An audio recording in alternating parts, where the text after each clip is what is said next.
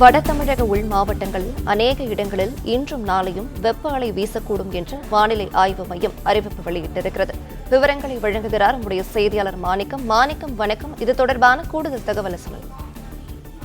வணக்கம். தமிழ்நாட்டில் இன்றும் நாளையும் வட தமிழகத்துடைய உள் மாவட்ட பகுதிகளில் பெரும்பாலான இடங்களில் வெப்ப அலை வீசுவதற்கான வாய்ப்பு இருப்பதாக வானிலை ஆய்வு மையம் தெரிவிச்சிருக்காங்க.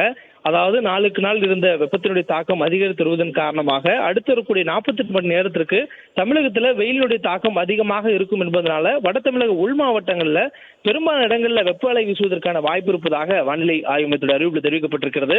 மேலும் இன்றும் நாளையும் இந்த 2 தினங்களுக்கு பிறகாக படிப்படியாக வெப்பம் குறைவதற்கான சாதகமான சூழல் தற்பொழுது வானிலையில் மாற்றங்களாக ஏற்பட்டிருப்பதாகவும் தெரிவிக்கப்பட்டிருக்கிறது.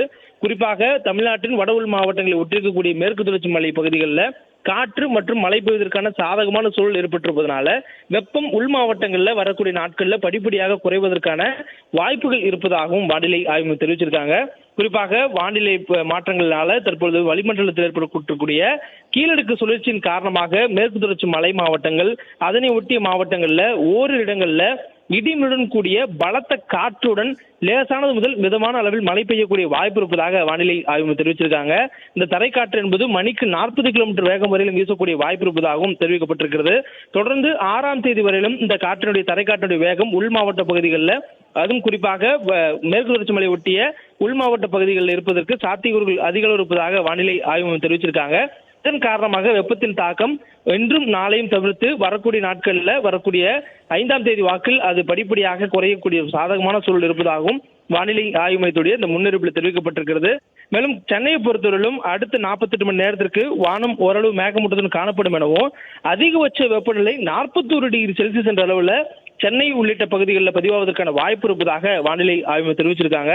குறிப்பாக சென்னையில் அதிகபட்ச வெப்பநிலை இந்த காலகட்டத்தோட இயல்பான சராசரி அளவு 38 39 டிகிரி செல்சியஸ் என்ற அளவில் இருக்கக்கூடிய சூழல்.